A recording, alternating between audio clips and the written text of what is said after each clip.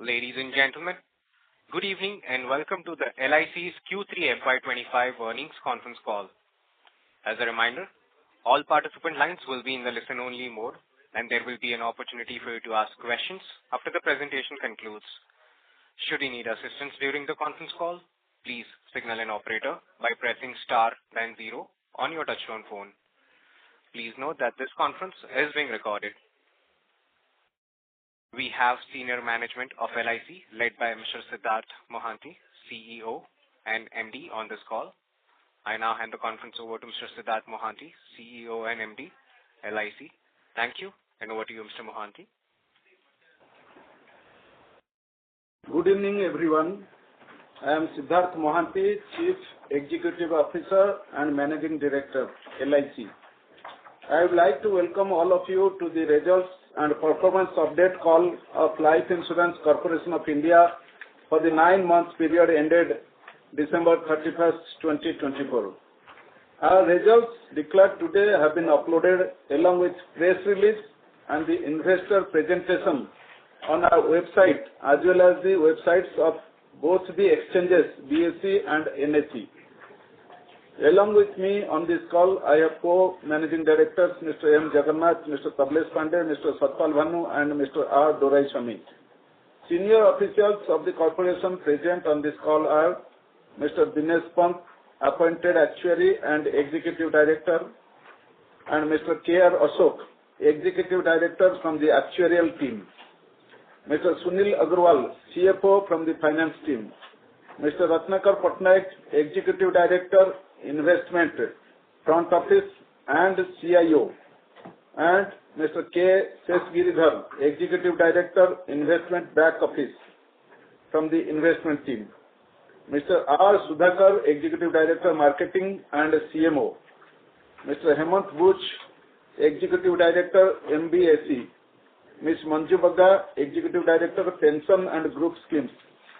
Mr. C.V. Ramana, executive director, CRM policy servicing, and Mr. Sanjay Bajaj, head investor relations.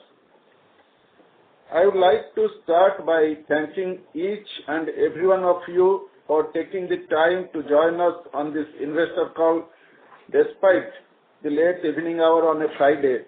We appreciate your interest in LIC's performance and your ongoing support. Let me now mention the key business, operational and financial highlights for the 9 months period ended December 31st, 2024. Premium income. For the 9 months ended December 31st, 2024, we have reported a total premium income of INR 3,40,563 crore as compared to total premium income of INR 3,22,776 crore for the 9 months ended December 31st, 2023, registering a growth of 5.51% on year-on-year basis. The individual new business premium income for 9 months ended December 31st, 2024 was INR 42,441 crore, and for the corresponding 9 months of last year it was INR 38,679 crore, thereby registering a growth of 9.73% on year-on-year basis. Renewal premium income, individual business, for 9 months ended December 31st, 2024 was INR 1,78,975 crore as compared to INR 1,71,040 crore for 9 months ended December 31st, 2023. Therefore, for the 9 months period ended 31st December 2024, our total individual premium income, including renewals, was INR 2,21,416 crore as compared to INR 2,09,719 crore for 9 months period ended December 31st, 2023, registering a growth of 5.58% on year-on-year basis. The group business total premium income for 9 months ended December 31st, 2024 was INR 1,19,147 crore, comprising of new business premium of INR 1,15,576 crore. In comparison, for 9 months ended December 31st, 2023, last year, the group business total premium income was INR 1,13,057 crore and comprised of new business premium of 1,08,796 crore. Therefore, for this 9 months ending December 31st, 2024, the total group premium has increased by 5.39% as compared to similar period of previous year. Market share. Our market share by first year premium income for 9 months ended December 31st, 2024 was 57.42% as per IRDA report, as compared to 58.9% for the similar period ended December 31st, 2023. Once again, we have maintained our dominant position in the Indian life insurance market and continue to be the leader in both individual as well as group business segments. Now, if we bifurcate this overall market share of 57.42% into segment-wise share of individual and group business, we would have a market share of 37.21% in individual business and 71.7% in the group business for the 9 months ended December 31st, 2024. On a comparable basis, for the 9 months ended December 31st, 2023, the respective market shares for individual and group business were 38.74% and 72.24% respectively. Breakup of business on APE basis.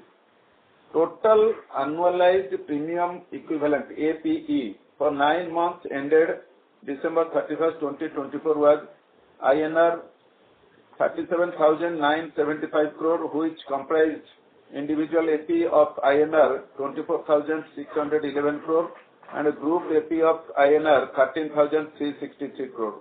Therefore, on APE basis, the individual business accounts for 64.81% and group business accounts for 35.19%. Further, of the individual APE, the par business accounts for INR 17,799 crore and non-par amounts to INR 6,813 crore. Therefore, our non-par share of individual APE is 27.68% and par is 72.32% for 9 months ended December 31st, 2024. As you may recall, for the 9 months period ended December 31st, 2023, our non-par share of total individual business based on AP stood at 14.04%. Since then, our non-par AP has increased substantially from INR 3,299 crore to INR 6,813 crore. This marks a significant year-on-year growth of 106.52% in non-par APE. As you will observe, we are being extremely consistent in implementing our product mix strategy, which includes shift towards non-par business. Profit after tax. The PAT for the 9 months ended December 31st, 2024 was INR 29,138 crore as compared to INR 26,913 crore for 9 months ended December 31st, 2023, registering a growth of 8.27% on year-on-year basis. VNB and VNB margin. Net VNB was INR 6,477 crore for the 9 months ended December 31st, 2024, as compared to INR 5,938 crore for the 9 months ended December 31st, 2023, registering a growth of 9.08% on year-on-year basis. Further, The net VNB margin was 17.1% for the 9 months ended December 31st, 2024, as compared to 16.6% for the 9 months ended December 31st, 2023, showing improvement by 50 basis points on a year-on-year basis. Solvency ratio. The solvency ratio as on December 31st, 2024 improved to 2.02 as against 1.93 on December 31st, 2023. Assets under management. The AUM as on December 31st, 2024 was INR 54,77,651 crore as compared to INR 49,66,371 crore as on December 31st, 2023. Therefore, our AUM has registered a growth of 10.29% on year-on-year basis. Product mix and new product launches. Post the implementation of the IRDAI Insurance Product Regulations 2024, effective from October 1st, 2024, we have launched a comprehensive suite of 38 products as of December 31st, 2024, which includes 24 individual products, 8 group products, 5 individual riders, and 1 group rider, all of which are fully compliant with the regulatory requirement related to surrender value and the IRDAI Master Circular on life insurance products. Number of policies sold. During the 9 months ended December 31st, 2024, we sold 1,17,10,505 new policies as compared to 1,25,56,046 new policies in 9 months ended December 31st, 2023, registering decrease of 6.73% over the corresponding period of last year. Agency workforce. As on December 31st, 2024, the total number of agents was 14,19,480 as compared to 13,73,761 as on December 31st, 2023. The market share by number of agents as on December 31st, 2024 stands at 47.4% as against 49.67% for December 31st, 2023. On number of policies sold basis, the agency force sold 1,13,56,466 policies during the 9 months ended December 31st, 2024, as compared to 1,21,15,643 policies during the corresponding period of last year, registering decrease of 6.27%. Further, approximately 97% of our policies in the 9 months ended December 31st, 2024 were sold by our agency force. Even on premium basis, around 95% of new business premium came from our agency channel in the first 9 months of current financial year. Contribution by Banca and alternate channel. The Banca channel collected new business premium income of INR 1,451.64 crore for the 9 months ended December 31st, 2024, and for the corresponding 9 months of last year, it was INR 1,106.12 crore, thereby registering a growth of 31.24% on year-on-year basis. Further, the alternate channel collected new business premium of INR 552.31 crore for the 9 months ended December 31st, 2024, as compared to INR 422.94 crore for 9 months ended December 31st, 2023, registering a growth of 30.59% on year-on-year basis. Therefore, for the 9 months ended December 31st, 2024, total new business premium collected by banca and alternate channel was INR 2003.95 crore, which was INR 1529.06 crore for the 9 months ended December 31st, 2023, registering a growth of 31.06% on a year-on-year basis. With this, the share of banca and alternate channel by new business premium has increased to 4.73% for the 9 months ended December 31st, 2024, as compared to 3.96% for a similar period last year. Further, the banca and alternate channel sold 3,47,766 policies for the 9 months ended December 31st, 2024, as against 4,36,006 policies for 9 months ended December 31st, 2023, registering a decline of 20.24% on year-on-year basis. Our overall expense ratio for the 9 months ended December 31st, 2024, the overall expense ratio was 12.97% as compared to 15.28% for the first 9 months of last year. Therefore, there is a decrease of 231 basis points on year-on-year basis. Persistency.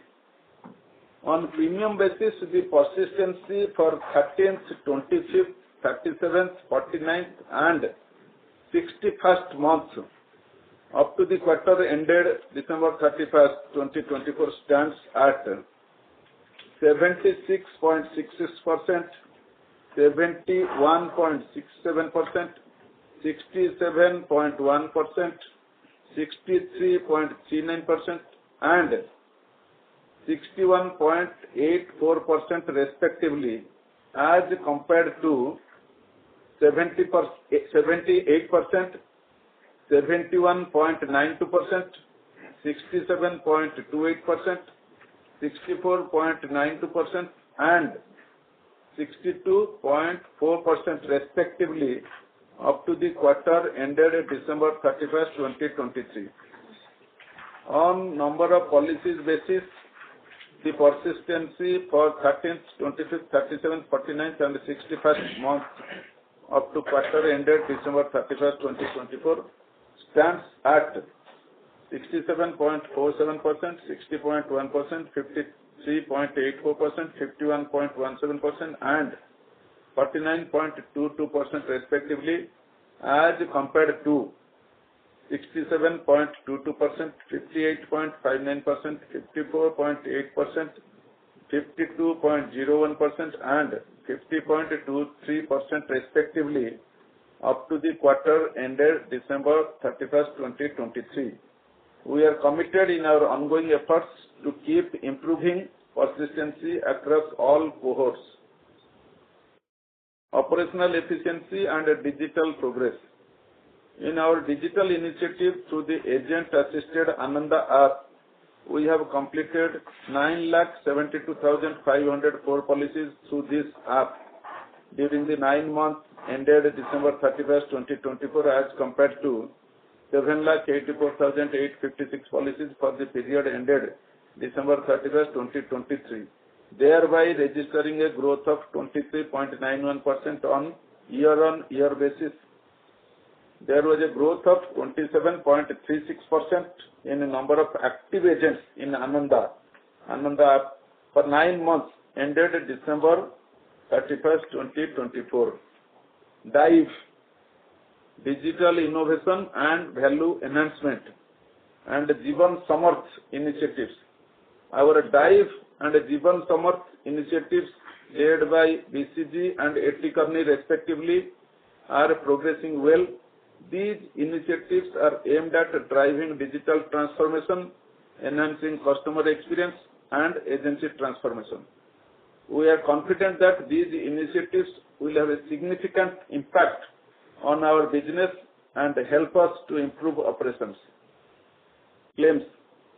On the individual claims front, during 9 months ended December 31st, 2024, we have processed 1,45,92,285 number of claims, which includes 1,39,70,059 maturity and survival benefit claims.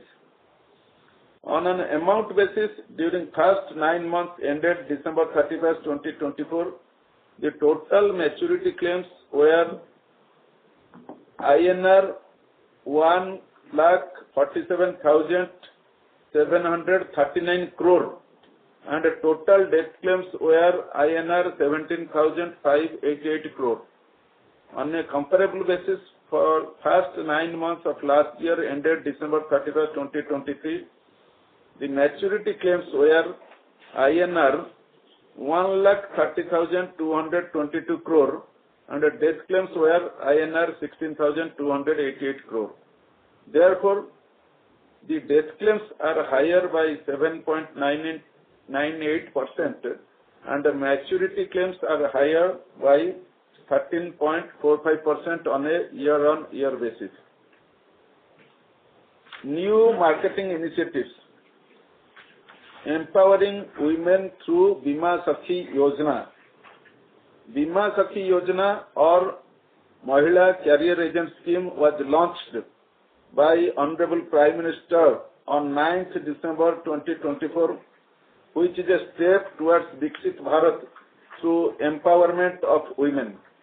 LIC is proud to be associated with the nation's progress by including women as partners by providing them with opportunity of becoming Bima Sakhi and thus becoming self-reliant. The Bima Sakhi scheme has been received by the nation with great enthusiasm. Till date, more than 1,25,000 women have been registered as Bima Sakhi, out of which more than 70,000 Bima Sakhis have been appointed. Awards and accolades. The list of awards won during 9 months ended December 31st, 2024 is presented on slide number 61 of the investor presentation, which signify that LIC is a customer-centric and innovative organization that is committed to excellence in all aspects of its business. It also acknowledges LIC's outstanding performance in the life insurance industry, demonstrating its ability to deliver exceptional results and achieve its goals. Before I close, I would like to list down significant achievements during the quarter. PAT has registered a growth of 8.27% on a year-on-year basis to INR 29,138 crore. Overall AP growth is 6.11% on a year-on-year basis. This represents strong underlying secular growth in both individual and group business. Our non-par share of individual AP business has further grown to 27.68% for 9 months ended December 31st, 2024, as compared to 14.04% of the same period for previous year. VNB has also increased by 9.08% on a year-on-year basis for first 9 months of FY25. VNB margin has shown a positive bias with 50 basis points increase to 17.1% for 9 months ended December 31st, 2024. AUM has increased by INR 5,11,280 crore as on December 31st, 2024, registering a growth of 10.29% on a year-on-year basis.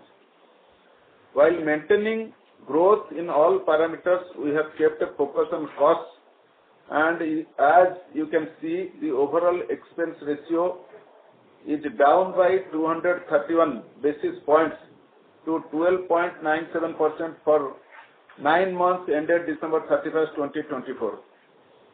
Our agency is growing in numbers and now stands at 14.1 lakh as at the end of December 31st, 2024, increasing by approximately 3.33% year-on-year. Now, I would like to end by stating that our results demonstrate the resilience and adaptability of our organization as we continue to navigate the evolving landscape of the life insurance industry. As we look ahead to the remainder of FY25, we are cautiously optimistic about our prospects. We expect the life insurance industry to continue growing, driven by increasing awareness and demand for insurance products. We are well positioned to leverage this growth with our strong brand, extensive distribution network, and innovative products. So thank you, friends. Now we are open to questions. Thank you very much. We will now begin the question and answer session. Anyone who wishes to ask a question may press star and 1 on their touchtone phone. If you wish to remove yourself from the question queue, you may press star and 2. Participants are requested to use handsets while asking a question. Ladies and gentlemen, we will wait for a moment while the question queue assembles.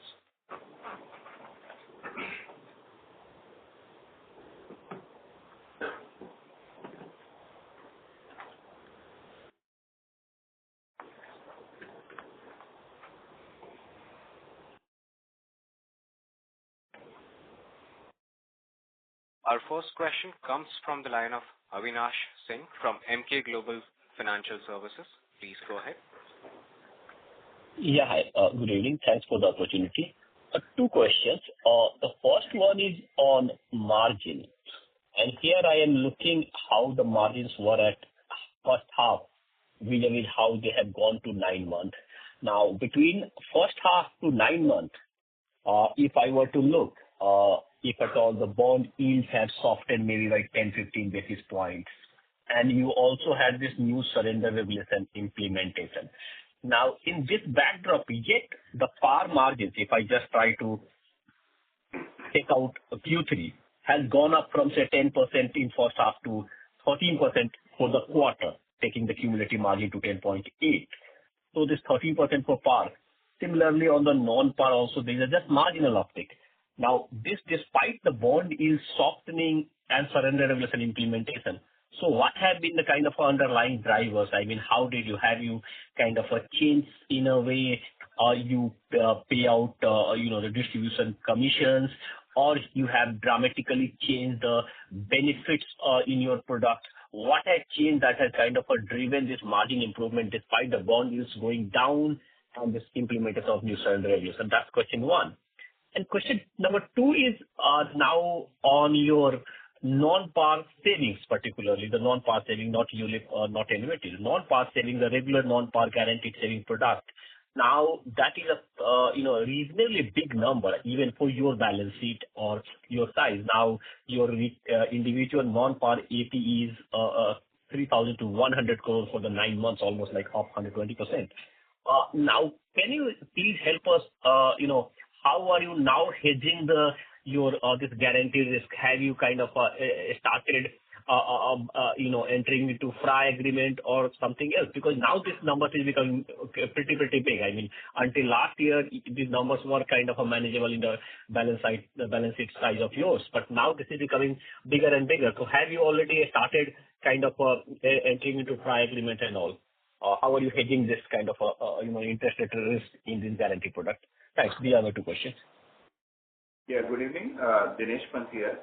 To your first question on margin maintenance, see, there are 2-3 things which are very critical here. That post 1st October 2024, when we have to implement product regulation, as we all know, the surrender values methodology as well as the payouts have changed, and that would have had an impact on the viability of the product, of course, on the margins also. So, from that point of view, we did some critical changes in our products. And since you mentioned about participating products, besides the point of ensuring that we should be compliant to the regulation, the ultimate focus was the profitability of the product as well as the persistency of the products to be ensured going forward. So certain changes were done. We had a revision in premium rates in some of the products, depending upon not all the products, some of the products which are already, having good margins. There we did not change, but in many of the products, we had a revisit to the premium rates. Second important change that we did was that products which were showing worse, I would say, or reducing impact on the persistency, we revised their minimum ticket sizes because we clearly know that based on the ticket size, the experience of persistency changes. So that also changed so that the expected behavior post-surrender should not cause us the dent. And then thirdly, the age bands at which we are going to provide these products was also relooked. So all these things ensured that the margins, despite of the interest rates or RFR changing to the other direction, are protected. And the experience of persistency which comes out of the product, because that is directly related to the ticket size and the premium also. Besides that, the mode of payments also they controlled. In which ways, we were seeing that the persistency experience is not good. So all of that ensured that. But beyond that, what we did in the participating, as you would have seen, from around 14.04% or so to 27% plus, this mix of business has also played a very important factor. It is not that the margin of every line of business or every product within the non-par or this would have increased, but it has been a combination of the product mix, means the greater portion of the non-participating business. As you know, the margins in the non-participating products are better. So both these things have overall played a role in participating by the revisit to the design of the product, and in overall when we moved from 16.6 to 17.1, that has been because of the change in proportion of the overall business. So that was the first part. This was the second part on the derivative. I'm happy to share with you that since we have been telling and sharing this information, that our policies, arrangements, as regard to the derivative readiness were in place. And this month we have already started the journey of entering into FRA, and we expect to start this in a good manner within this financial year and definitely going forward. So we are already onboarded to the derivative provisioning, and we also look forward to utilizing the new announcements which have come in the RBI policy today on the bond forward also.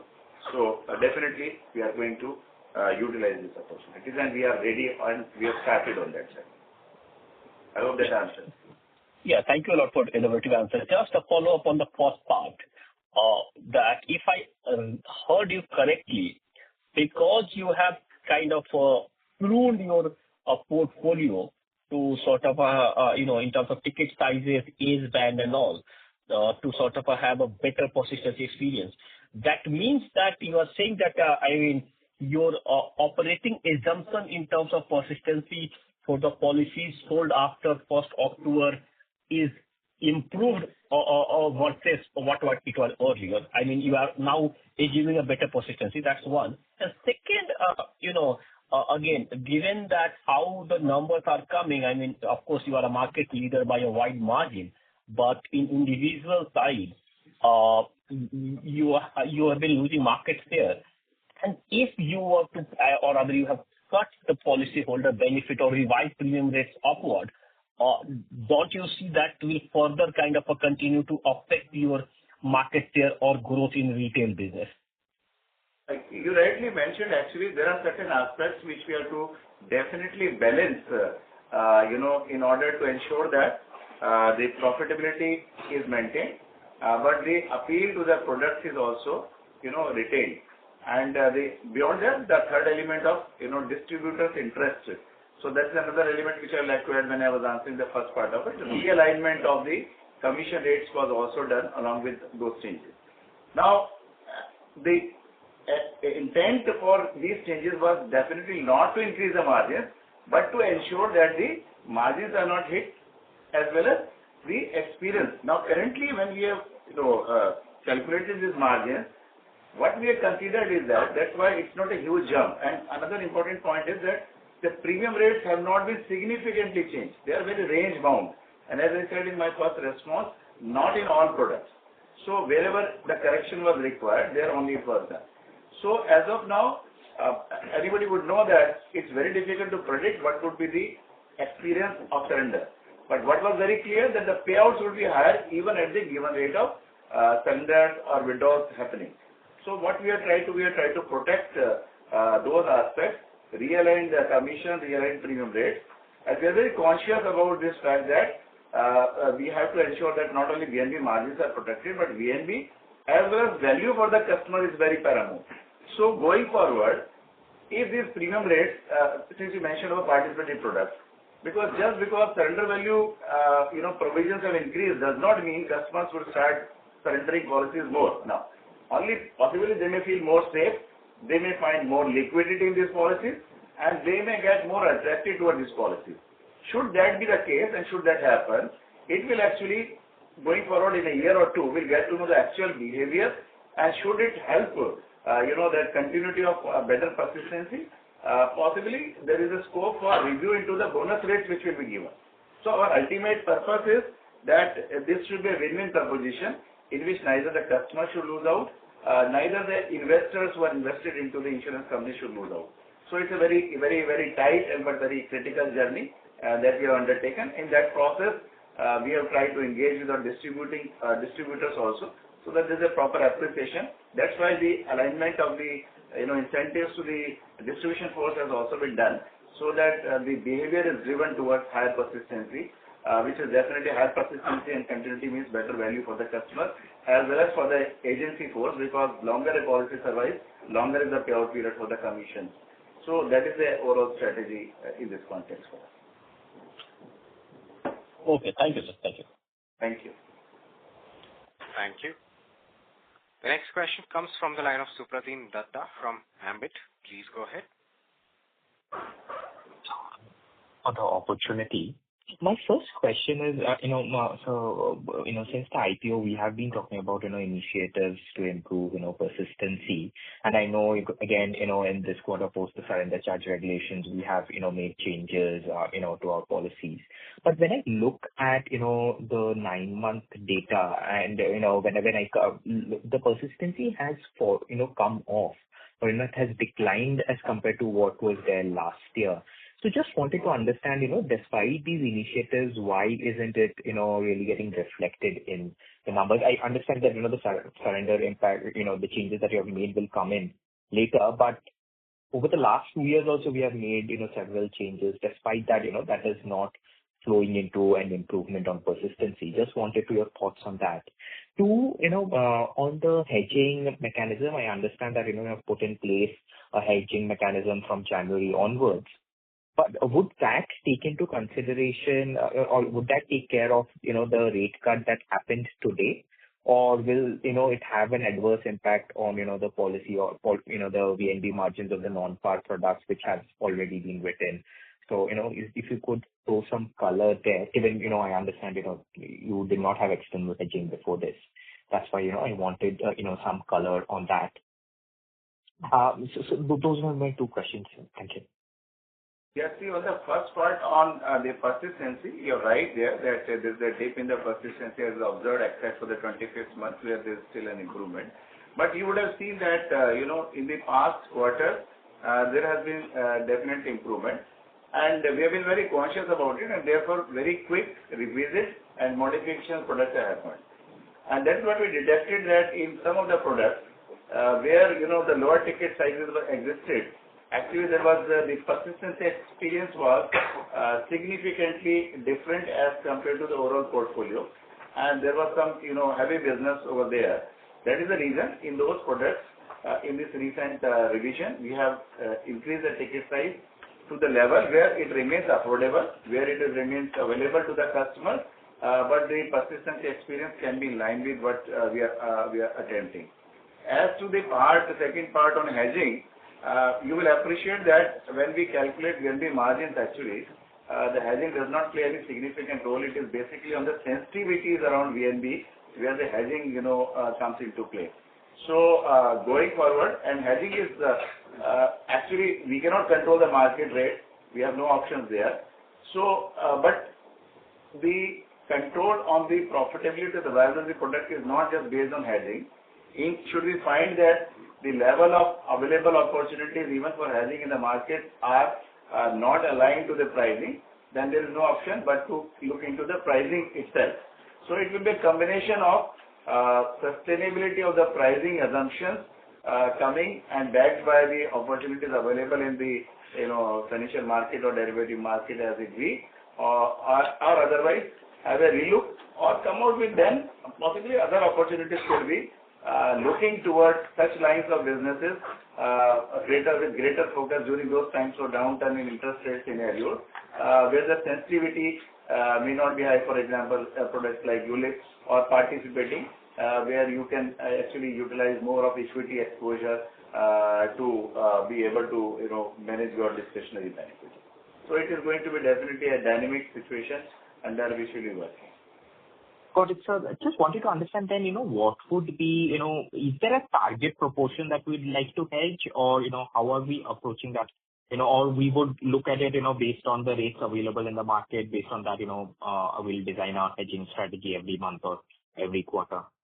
See, we are guided by the regulations in this regard. So entire exposure is available as a cash flow. And the challenge in the hedging strategy is also because it is not only though it is allowed for the current cash flow, but you have to do business to be returned in future also. So the hedging strategy by itself cannot be the solution for everything. It will have to be continuous combination of what is available in the hedging.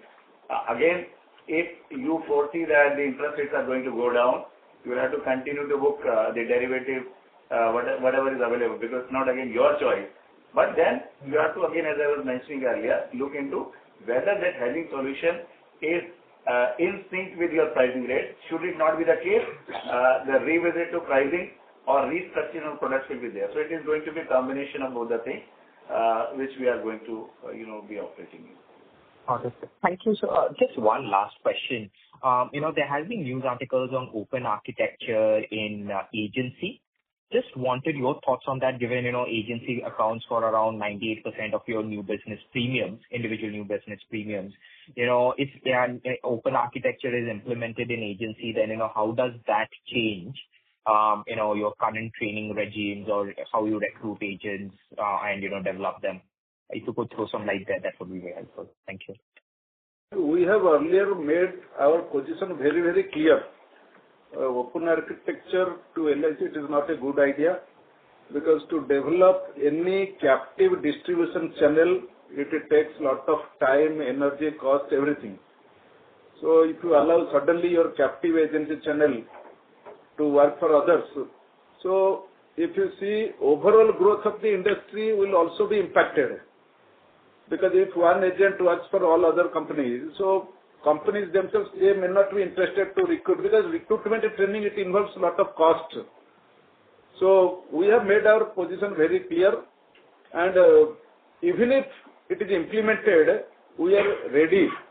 Because you see, our agency profession is almost like a full-time job. Agents do not get only commission, they get all other things like gratuity, group insurance, then advances are there. They are entitled for loans for vehicle, loan for housing. So many benefits they are entitled.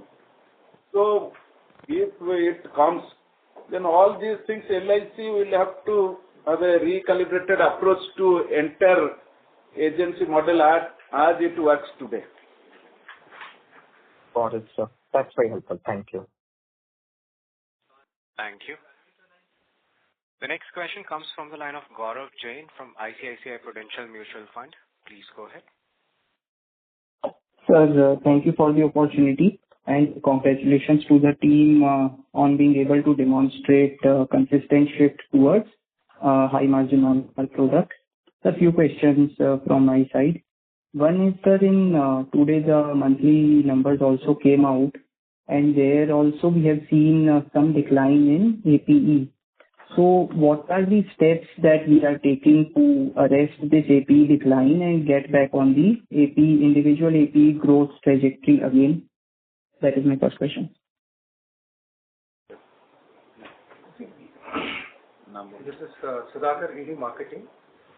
See, the APE is a function of the product mix which is being sold. So after the product revisions which were done in October, it takes some time for the agents to understand the products, understand the differences or the benefits which have been added. So it's only a temporary kind of, I would say, impact, and already by now we are back on track on that. And I would just like to add to that, beyond, while in this press release it is mentioned that we have got, certain, products. We have added more products, almost 50 products, including riders by now, which have been, there. And we have filed more products also, which are subject to consideration, So that's a continuous strategy to add to the product line, so that, more and more needs for the customers and the distribution and marketing force are met with. So coupled with now better understanding about why these decisions have been taken, duly supported with wider range of products, more products added now and more products to be added in this quarter and beyond, some of which are going to be very innovative products also. We expect that the trajectory of growth which was there earlier, and in fact even better, will come back soon, very soon. Got it, sir. Just one more question from my side. I understand we give sir EV on a half-yearly basis, but given equity markets have been volatile, will it be possible to give us some direction on how EV has moved on this December 24 quarter, sir? Actually, we have not been disclosing the embedded value on a quarterly basis. We have been doing it on a half-yearly basis only. And we'll, on the frequency, we will have a relook at it. But for the current quarter, we are not disclosing the. Got it, sir. It will be helpful if we consider giving it on a quarterly basis going forward, sir. And you said that you will be looking at it, and that will be helpful. Thank you, sir, and congratulations once again. Thank you. Thank you. The next question comes from the line of Dipanjan Ghosh from Citi. Please go ahead. Hi, sir. Good evening. Just a few questions from my side. First is, you mentioned on the persistency part and, that in the new product regime, given that you have kind of changed some of the cohort selections in terms of ticket size and age, and you expect the surrender incrementally to be better. I just want to understand, when you're kind of calculating the margin numbers, have you kind of changed any of the assumptions, or are you building better assumptions on these new products that have been launched since October? So that would be the first question. Second question is, you mentioned that you're not giving out the embedded value number for December, but since we get the public disclosures with a lag, can you just mention the balance sheet data for the credit and debit in fair value change account, if that's possible? And the third question is, when you look at the ticket size of your individual new business, across the board, whether it's non-par, par, we have seen a significant jump compared to historical averages. So is this what you're referring to, the kind of focus on higher ticket cohorts? Those are my three questions. Yeah, definitely. See, the ticket size, so the first part which you are asking about whether we have, factored in better persistency, not exactly. We are not, factoring anything which is over-promising from the current level. Should we do it, we disclose that thing. But yes, we continue to keep revisiting our assumptions based on the experience and the trends which are available with us. So currently, we have not factored in any better, persistency expectation, as I mentioned earlier also. We'll try to see that. But the impact of, and also noting that the reference rates, the risk-free rates have gone down. So these VNB margins have despite of that, because they were on the lowering direction. So there is actually around 2.1% or so negative impact of that. But the business mix, as I mentioned, I did around 2.4%, which is a part of disclosure, and slight addition coming from operating assumptions, which is on count of mortality actually. And not based on the current assumption. Therefore, what we are sanguine and confident about is that we, with this better,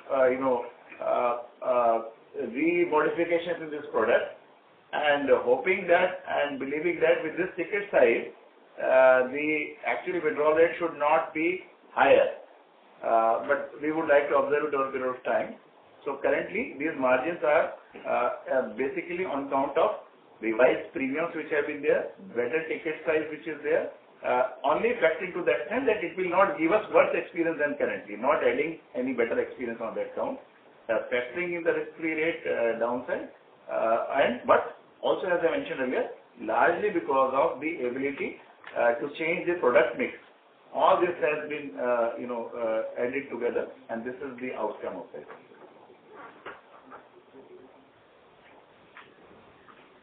I hope that answers. Yeah, and the question on the balance sheet data, if that's okay. When you change account for the policyholders as on 31st December in the balance sheet is 7,06,449 crores, and the shareholders is 1,387 crores. Sorry, sir. So if I can just squeeze in one small question, and this is not for the quarter, but more for medium term. We have seen the VNB being supported by margin expansion over the last maybe 12 to 18 months, even when, the AP has seen some sort of pain or kind of slower momentum, better momentum. Even when AP has been kind of weaker, we have seen VNB margin expansion from, let's say, the IPO time, having supported the VNB. You're already operating at a decent non-par mix, maybe it goes up another 5-10%. So once you achieve a steady state margin, post that, I think VNB growth naturally becomes a function of the APE. And that has been kind of a little bit lower than the private industry for some time now. So directionally, how should one think of medium-term growth for a company of your size and scale, and also keeping in mind the competitive pressure out there? And I take your point, but our view is that from here going forward, there is a scope and there is a definite, as we have mentioned also, we look forward to the business mix, because even when the VNB margin is improving, there are certain aspects within the line of businesses on the segment where weighing whether it is possible and will be done. So based on that, we are looking forward to a consolidation and improvement in VNB margin. So definitely going forward, it is going to be better than this. So there is an uptick in the VNB margin itself, and I agree that VNB margin alone is not going to be sufficient for the directional change towards VNB. So that is the reason what we are trying, the consideration is that number of sales should grow and the ticket size should grow. So that will lead to better AP, and that sort of communication is there with the distribution channel. Coupled with the improved VNB margins shall lead us to the VNB direction. And what you mentioned is partially true. Over last many quarters, actually, we have shown significant AP growth. In fact, last quarter was almost, September quarter was 24% or so. So our VNB journey, which has been very satisfying, continues on base of both the things, VNB margin, not only on VNB margin, along with the focus on the AP. So both these continue to be the focus area. Got it. So any plans to recoup the group business? There has been some sort of market share moderation in 1 or 2 years. The group, we are actually, very heavy on the funded-based business, but we have recently changed a lot of focus towards the risk portion, OIT schemes which are there, OIR GTA schemes, and we are trying to, consolidate there. In fact, I think now almost 3,000 crores of premium or so. 2,000 crores around the premium is coming from that, and that's a significant thing. And within group also and within funded also, there is a significant portion of annuity also, which can be a good margin business. So within group gives us good, top lines as well as if not in margin terms, but in VNB terms, it's a good contributor. So we continue to remain focused on group also. Got it, sir. Thank you and all the best. Thank you, sir. Thank you. The next question comes from the line of Sanket Godha from Avendus Spark. Please go ahead. Yeah, thank you for the opportunity. Sir, your non-par margin, if I see last year it was 60%. Today it is 44.3%. So just wanted to understand if hedging is incorporated incrementally, because then what likely impact you will see on the margin because of hedging costs incrementally getting incorporated. And second, is it fair to say that 60% drop falling to 60% margin falling to 44% is predominantly because in non-par ULIP contribution went up, or at the product level the margins have compressed? So that's my first question, sir. As regards to the first question, actually the hedging will not have impact on margins, but it will have impact on the sensitivity, and any hedging effect will flow through to the IE. The reason because the hedging is allowed only for the existing business and not for the business that is procured. Coming to the second part on margins, actually if you look at the walk on margins, there is a sort of a balancing, tight balancing that is happening. One is pushing the margin south due to the fall in the risk-free rate, and that is more than sufficiently balanced by the business mix, more greater movement towards non-par products which has higher margins. So actually going forward, we are focusing on the business mix, which we feel is the driver for the margins.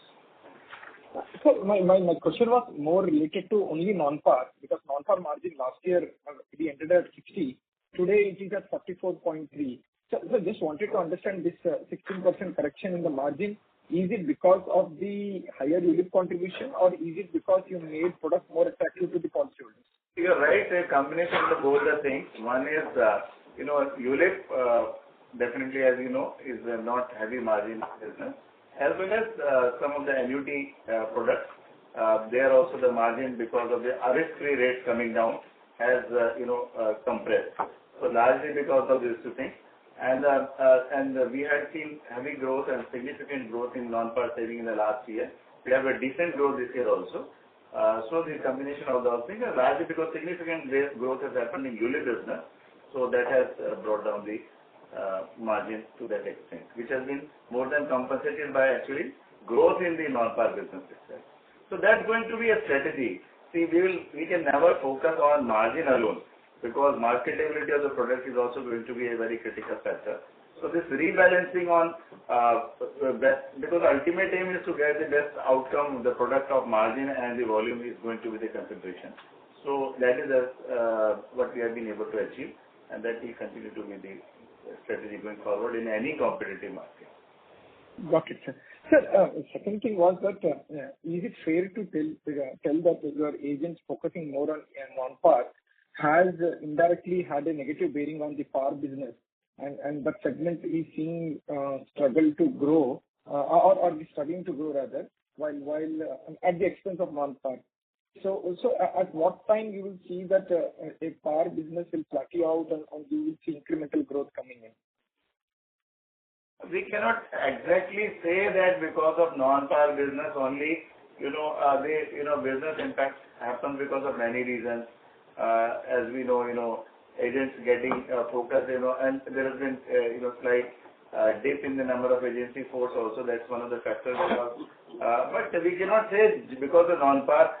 It does happen at times that when the agents are focused on particular line of business, to the same clients at the same point of time, the other product may not be available. They may go back in the next year and sell them the par policies. We are not pushing any agent to sell par or non-par. The corporation's drive happens to be that, the product sales should always happen from the need point of view for the customer. But we realize that as long as, we are producing par products only, and we felt that the bandwidth and the options for the customers have to be increased, So consciously, up till this point of time, we have introduced non-par products only since IPO. Going forward, we'll continue to, we'll start to bring about a mix of both lines of businesses and offer more options to the customer.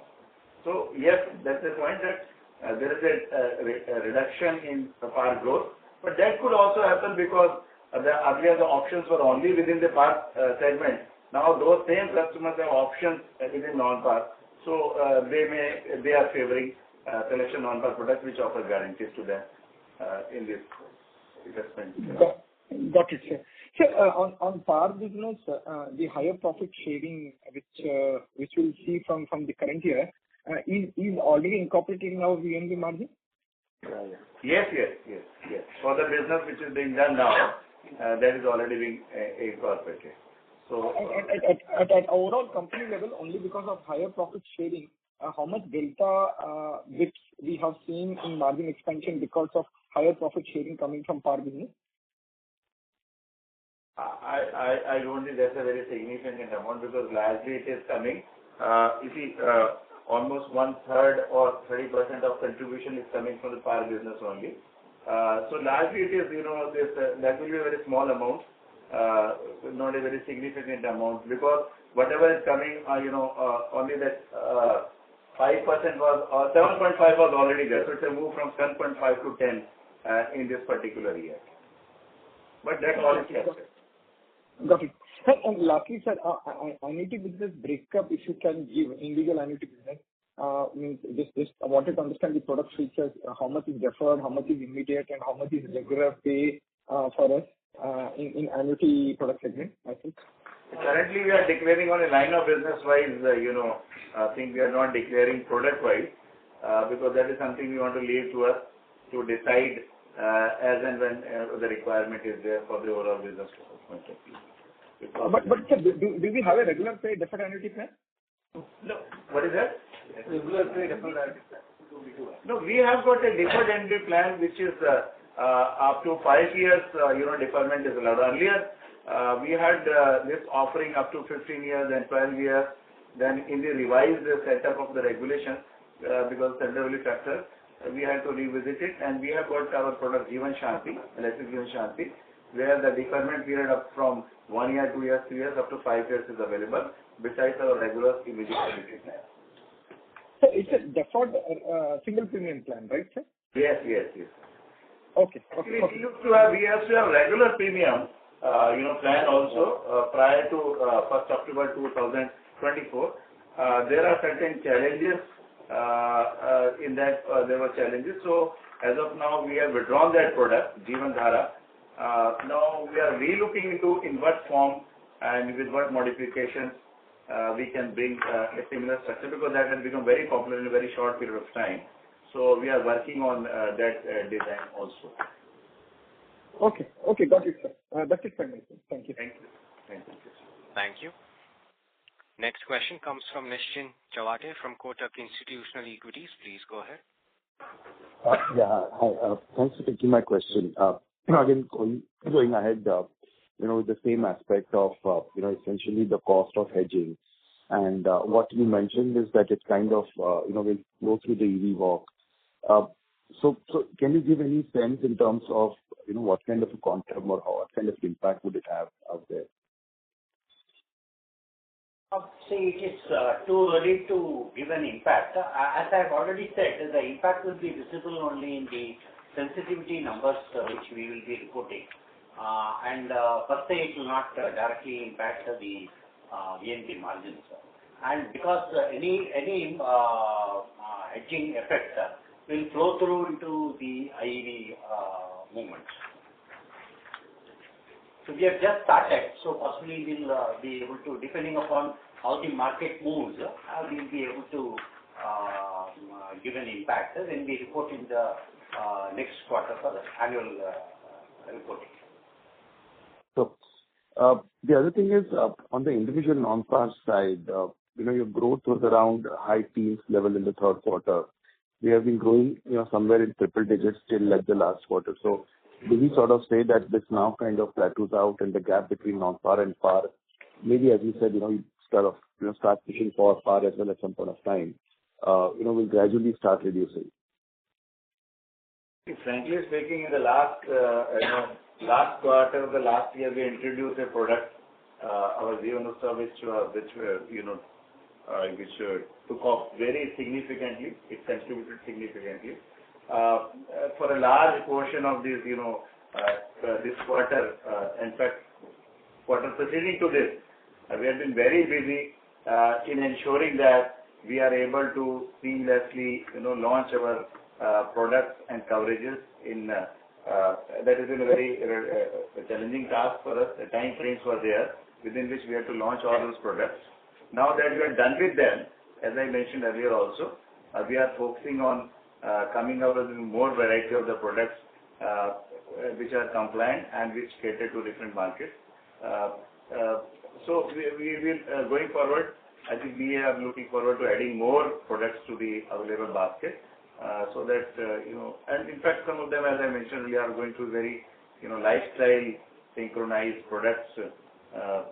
And as you know, saving products, even now, we have to, it's not under use and file system, still it is under file and use.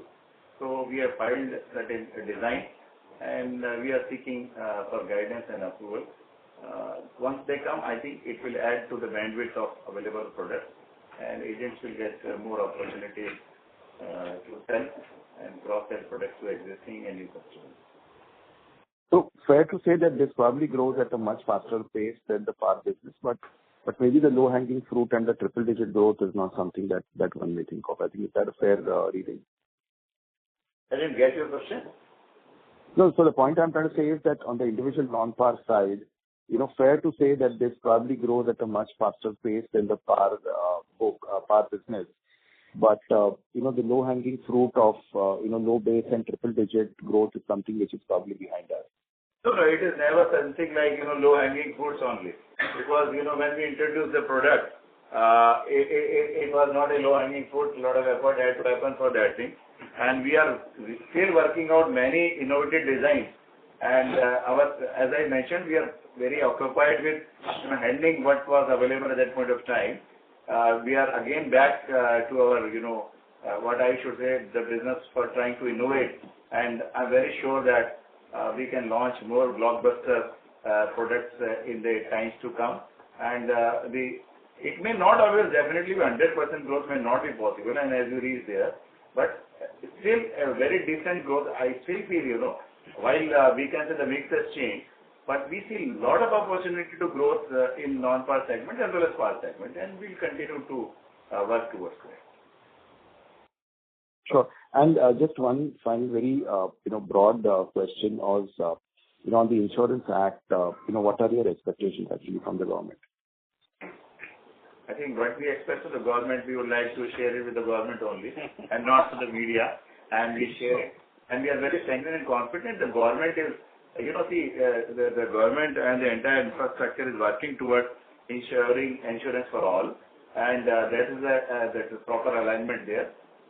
We will, as and when we get an opportunity, we communicate with them, and those things will be taken care of. Perfect. Perfect. Thank you very much and all the best. Thank you. Thank you. Thank you. The next question comes from Mohit Mangal from Centrum. Please go ahead. Yeah, thanks for the opportunity. So my first question is that in terms of the number of policies sold by banca and alternate channels have declined by around 20% YOY. So what could be the reason for that? Typically, this is Hemant Buch here. In fact, we have done well and we continue to do well on the premium side. But after quarter two, in fact, we were recently, flattish in terms of number of sales. Particularly Q3, once the product line changed, the ticket grew, and it took some time for the participants to adjust to the new environment. So we have taken a bit of beating in Q3, and the numbers have come down sharply, as you can see. But towards the end of quarter three, there is an uptick. For the month of December, it was good, and I think the uptick continues thereafter as well. So hopefully, we should continue to do well in Q4 as well and close the year on a particularly the number came under pressure from the MFI side with a lot of stress there in the MFI sector and participant institutional agencies on the micro side. There has been in fact some sort of issues which has in fact led to this kind of in fact sharp kind of decline in the number of sales. But then in fact a lot of repair work has been done, and we are quite hopeful and confident that by the time we close the year, we should come up with a reasonable number and maybe in fact managing a slender growth also if possible. But keeping fingers crossed right now.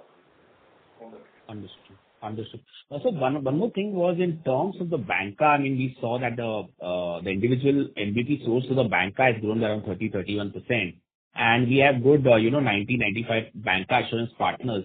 So just wanted to know, since say top 3 or top 5 do have a dominant share, or is it kind of evenly distributed among the banca assurance partnership?